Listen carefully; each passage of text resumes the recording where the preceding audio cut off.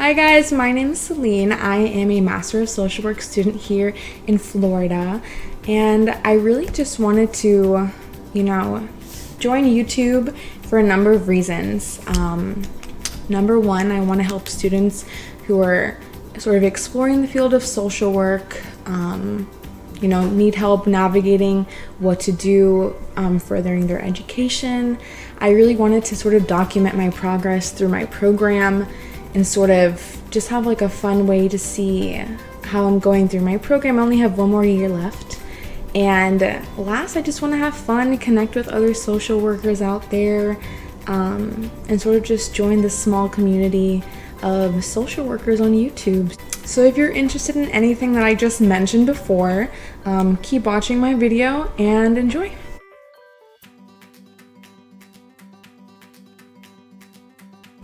So for today's video, I wanted to sort of talk about my journey to choosing social work.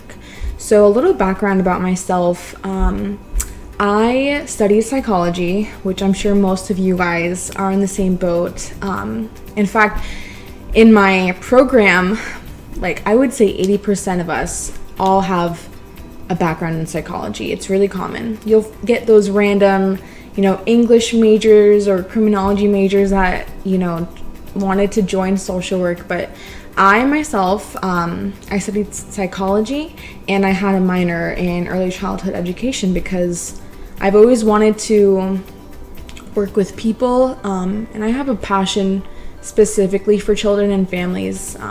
That's close to my heart. So I wanted to do that. I quickly found out that you can't do much with just a BS in psychology, which is really unfortunate. You spend 4 years in school and you find out that you're gonna have to do some more education, or just get some random job to sort of keep you afloat. So that's where I found myself after doing my undergrad. So after my undergrad, I actually graduated in 3 years because I did AP classes in high school. So I graduated in 3 years and I was like, oh gosh, what am I gonna do? I have no idea. I never did a work study program or a legit internship while I was in school. So I decided to take a year off, which if you do that, there's nothing wrong with that. I would actually encourage that, get some life experience, really explore what you're gonna do, because for me, I didn't want to just jump right into a graduate program, waste all my money if it ended up being something I wasn't really in love with or passionate about. So took a year off of school, weirdest year of my life, honestly. It was a bummer to sort of have to take a break, because I wasn't being so positive about it at first. I was like, oh gosh, I need to get my together because I need to get working. I need to find a job. I don't want to be supported by my mom forever, So I took a year off. I became a substitute teacher because I knew I liked working with kids. But you know what? Substitute teaching is a whole other ball game. It was interesting. I got to see a whole bunch of different ages. I discovered I'm never going to substitute in a middle school classroom ever again. They're monsters now. Just a disclaimer. And I also chose substituting because it sort of gave me the flexibility to choose my hours, because I also did an internship. And so this internship was a private practice, and the head of the private practice was a licensed clinical social worker. And so I was connected to her through an advisor from school. So once I was connected with my advisor from school, did a quick interview. I expressed to her that I'm sort of lost and trying to find my interests, and she took me. So basically, in this private practice, it was awesome. It basically involved a whole bunch of different professionals working with younger children to adolescents, and we basically taught them social skills.